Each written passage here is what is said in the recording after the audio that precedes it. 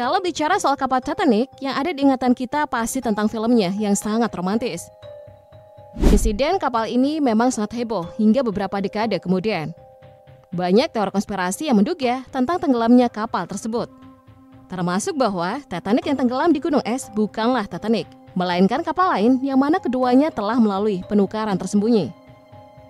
Namun, apakah teori ini benar adanya?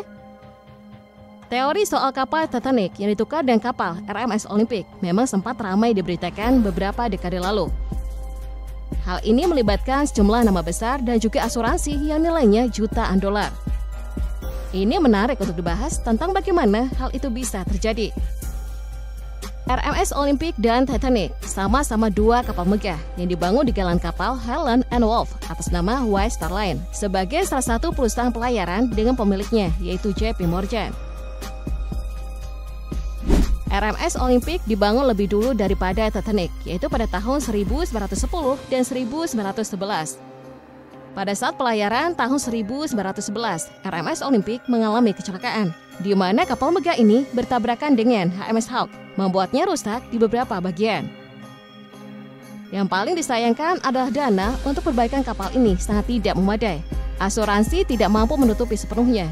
Belum lagi saat itu, kapal Titanic juga sedang dalam proses penyelesaian.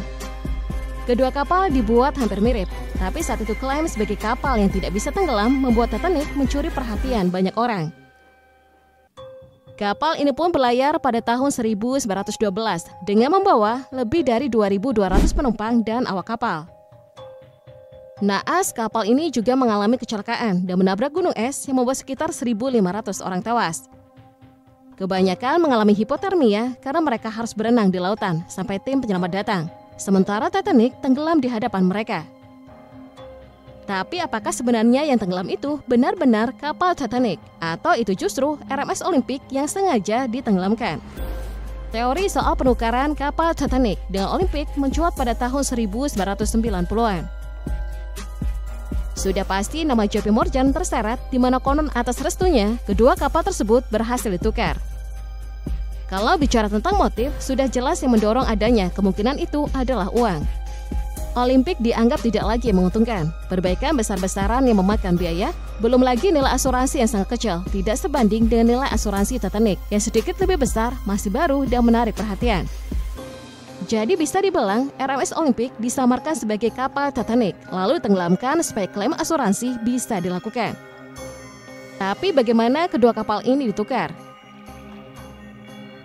Sebenarnya cukup mudah untuk melakukan beberapa perubahan pada RMS Olympic dan menyulapnya menjadi mirip dengan Titanic. Mulai dari logo, plat nama, sampai dokumen resminya konon dapat diakali. Dalam insiden kapal ini yang paling jadi tertuduh tak lain adalah JP Morgan sendiri, bersama dengan Bruce Ismay selaku direktur White Star Line. Sebab di detik terakhir hendak melakukan perjalanan dengan Titanic, JP Morgan tiba-tiba membatalkan niatnya, yang membuat teori penukaran kapal semakin menguat. Dirinya mengaku sakit sebelum pelayaran tersebut, tapi ternyata ditemukan bahwa ia sehat saat berada di Eropa. Sedangkan Bruce Ismay dituduh memastikan dirinya selamat dengan sekoci saat insiden itu terjadi. Namun, bukan cuma itu saja spekulasi yang mencuat. Konon, para pendukung teori ini meyakini ada beberapa perbedaan antara kapal RMS Olympic dan Titanic. Salah satunya perkara jumlah jendela yang berada di dek C. Olympic diketahui mempunyai 16 jendela, sementara Titanic 14 jendela di sisi tertentu. Dalam beberapa foto yang diambil di pelabuhan Southampton sebelum mulai berlayar, Titanic terlihat memiliki 16 jendela, yang mana merupakan ciri-ciri dari kapal Olympic. Kejanggalan berikutnya adalah tentang beberapa kru kapal yang ikut membatalkan keikutsertaan mereka dalam pelayaran seolah mereka tahu bahwa akan ada sesuatu yang terjadi. Kemudian ada juga spekulasi tentang SS Californian, kapal yang berada di dekat lokasi tenggelamnya kapal Titanic. SS California mendapatkan kritik karena pada saat itu tidak segera membantu, yang membuat banyak orang mulai beropini bahwa kapal ini menunggu sinyal khusus untuk bergerak. Ya, meskipun teori-teori di atas sangat menarik untuk dikulik lebih lanjut, tapi sebenarnya ada juga bantahan mengenai spekulasi tersebut. adalah ketika wreck kapal Titanic ditemukan oleh Robert Bellet pada tahun 1985.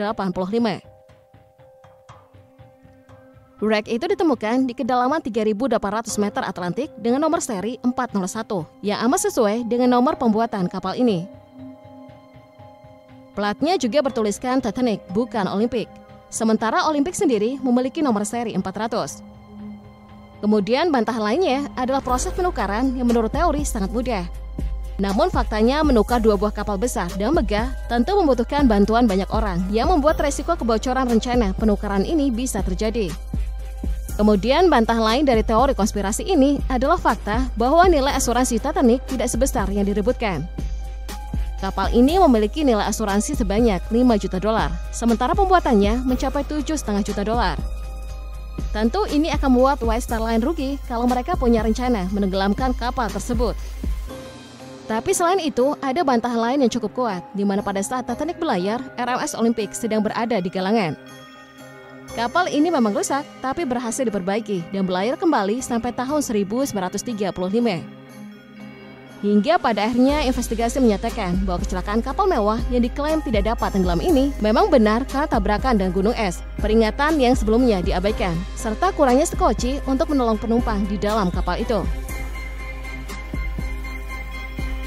Meski berkelebat banyak sekali teori tentang kapal Titanic, insiden dari kapal mewah ini menjadi pelajaran bagi dunia maritim, di mana mereka mengubah beberapa aturan demi meminimalisir kecelakaan dan jumlah korban. Peraturan yang ditambahkan meliputi adanya sekoci untuk semua penumpang, patroli gunung es internasional, dan komunikasi radio yang harus terhubung 24 jam. Ada banyak sekali orang yang tewas dan juga selamat dalam insiden ini. Beberapa di antaranya adalah tokoh terkenal seperti Margaret Molly Brown yang selamat. Sementara John Jacob Astor hingga Benjamin Guggenheim tewas dalam insiden tabrakan ini. Kesalahan Titanic saat itu yang menyebabkan terjadinya kecelakaan adalah karena kapal ini melaju dengan kecepatan hingga 22 knot, hampir mendekati kecepatan maksimum 24 knot. Kurang lebih 6 peringatan diberikan, tapi kapten kapal mengabaikannya. Kapal terus melaju sampai senggolan pun tidak dapat dielakkan karena manuver yang dilakukan gagal dan sudah terlambat. Titanic yang mengalami kerusakan membuat air masuk ke dalam kapal dengan cepat. Jadi kesimpulannya, apakah Titanic benar-benar tenggelam atau telah ditukar?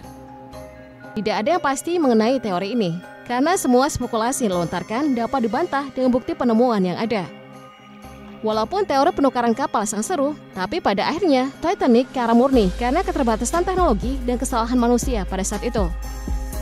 Seandainya ada lebih banyak sekoci, kemungkinan orang yang selamat pun semakin banyak. Seandainya ke-6 peringatan gunung es tidak diabaikan, maka tidak akan terjadi senggolan yang merusak kondisi kapal. Namun meski ada banyak kata seandainya yang terlintas, insiden kapal Titanic sudah terjadi dan ini membawa trauma bagi orang-orang yang selamat.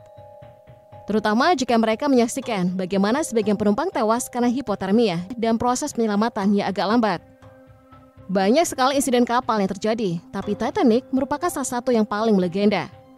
Filmnya yang terkenal menunjukkan sisi romantis dan membuat Titanic semakin dikenal di mana-mana.